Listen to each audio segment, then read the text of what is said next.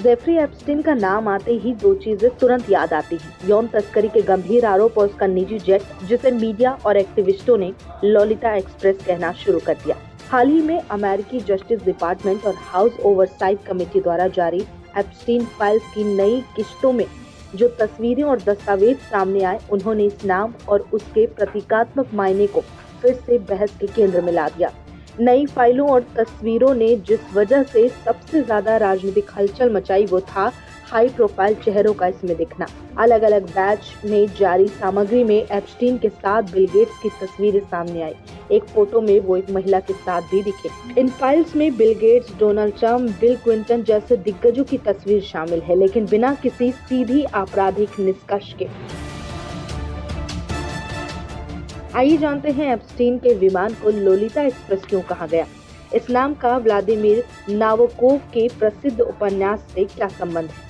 नई एप्स्टीन फाइलों और तस्वीरों ने इस पूरे परामर्श को किस तरह से और भड़काया है। सुबह के समय वो लो थी, सिर्फ लो, जब वो बिना जूतों के एक मोजे में 4 फीट 10 इंच की खड़ी होती।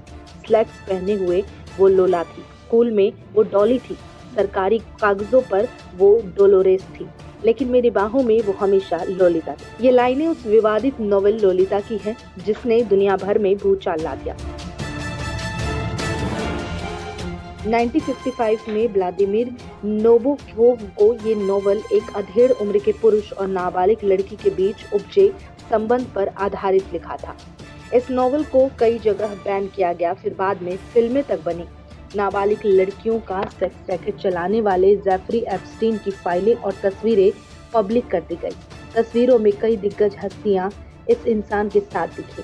कई दिग्गज की तस्वीरें लड़कियों के साथ दिखी। इन्हीं से कुछ ऐसी तस्वीरें भी सार्वजनिक हुई जो एप्स्टीन और हवस के भूखे उनके दोस्तों की सोच को दर्शाने लगा। तस्वीरों में लड़कियों के शरीर पर कुछ लाइनें लिखी हुई हैं। ये लाइनें कहीं और से नहीं बल्कि विवादित नॉवल लोलिता से ली गई। अब लोलिता एक्सप्रेस के नाम के पीछे की राज की बात करें तो एप्स्टीन अपने दोस्तों और लड़कियों को प्राइवेट जेट से एक अनजान द्वीप पर ले जाया करता था। वहाँ गंदी पार्टियां होती थी। जिस प्राइवेट जेट में लड़कियों को लाया जाता था, एप्स्टीन ने उसे लोलिता एक्सप्रेस नाम दिया। एप्स्टीन के पास एक निजी बोइंग 727 जेट था, जिससे वो न्यूयॉर्क, फ्लोरिडा, कैरिबियन के अपने प्राइवेट आइलैंड और दूसरे देशों के बीच लगातार यात्रा करता था। फ्लाइट लॉग्स और गवाही से ये आरोप बार बार सामने आया कि जेट पर नाबालिग लड़कियों और युवा महिलाओं को ले जाया जाता था और कई बार ये यात्राएं कथित यौन शोषण से जुड़ी होती थी। इन्हीं आरोपों और एप्स्टीन के आसपास के माहौल को देखते हुए अमेरिकी मीडिया और एक्टिविस्ट सर्किल में उसके विमान के लिए लोलिता एक्सप्रेस शब्द चल पड़ा। यह आधिकारिक नाम नहीं था, बल्कि एक व्यंग्यात्मक उपनाम था, जो ये संकेत देता था कि ये सिर्फ प्राइवेट जेट नहीं बल्कि नाबालिग लड़कियों के यौन शोषण की चलती फिरती साइट है। 1955 में लोलिता रूसी अमेरिकी लेखक व्लादिमीर नाबोकोव का उपन्यास है। इसमें एक मध्यम आयु का पुरुष हम्बर्ट 12 साल की लड़की डोलोरेस हेज के प्रति यौन रूप से आसक्त होता है। वो उसे प्यार का नाम लोलिता देता है और उसके साथ बार बार यौन शोषण करता है। ये किताब साहित्य की दृष्टि से जटिल और बहुस्तरीय है, लेकिन पॉप कल्चर में लोलिता शब्द का बहुत ज्यादा सरलीकृत और खतरनाक हो गया है, यानी सेक्सुअली आकर्षक नाबालिग लड़की। असल में उपन्यास शोषण, सत्ता असंतुलन और सेल्फ जस्टिफिकेशन की भयावह कहानी है, मगर आम बोलचाल में लोलिता कई बार फैंटेसी, टेम्पटेशन और यहाँ तक कि विक्टिम ब्लेमिंग का प्रतीक बन गया। एप्स्टीन पर आरोप है कि वो शक्ति, धन और नेटवर्क का इस्तेमाल कर नाबालिग या बेहद कम उम्र की लड़कियों का यौन शोषण करता था। लोलिता के मूल कथानक से भयावह समानताएं रखते हैं, इसीलिए उसके जेट के लिए लोलिता एक्सप्रेस जैसा नाम दिया गया।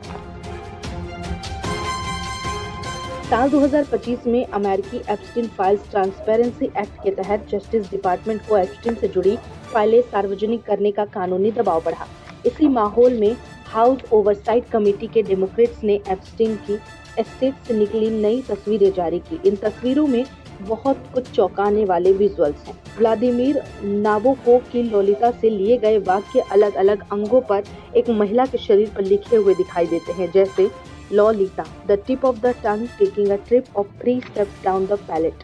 She was low, playing low in the morning, standing 4 feet 10 in 1 socks. Media reports के अनुसार एप्स्टीन के मैनहट्टन मैंशन में लोलिता की फर्स्ट एडिशन कॉपी भी रखी मिली थी। इन नए खुलासों से ये आभास और मजबूत होता है कि लोलिता उसके लिए सिर्फ एक किताब नहीं, बल्कि एक तरह की थीम या फैंटेसी का सोर्स थी, जो उसकी दुनिया की सजावट, प्रतीकों और शायद व्यवहार तक में घुली हुई थी।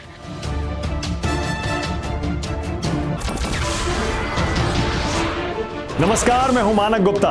अगर आपको हमारा ये वीडियो पसंद आया हो तो इसे लाइक और शेयर जरूर करें, और हाँ, हमें सब्सक्राइब और फॉलो करना ना भूलें, ताकि आप देश और दुनिया की कोई खबर मिस ना करें। तो जुड़े रहिए हमारे साथ और देखते रहिए न्यूज़ 24।